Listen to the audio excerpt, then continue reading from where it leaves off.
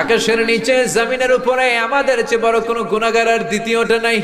এমন কোনো গুনাহ নাই যে আমরা করি নাই, সগীরা কবিরা, জেনে না জেনে, ইচ্ছায় অনিচ্ছায়, শিরকি বেদাতি, বন্ধুর পাল্লায় পড়ে, শয়তানের ধোঁকায় পড়ে হাজার হাজার গুনাহ করেছি। তোমার দরবারে আমরা ক্ষমা চাই, তওবা করলাম, আমার জীবনে গুনাহ করব না। রব্বুল আলামিন আমাদের মাসুম বানিয়ে আমাদেরকে তুমি মাফ করে দাও।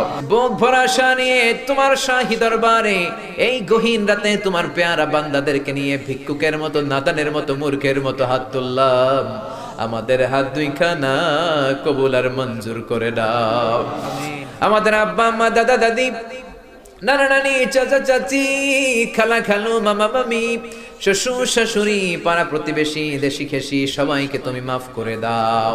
আমাদের যত আত্মীয় স্বজন 3.5 হাত কবরের বাসিন্দা, তাদের কবরগুলোর জান্নাতুল ফেরদাউসের বাগান বানিয়ে দাও।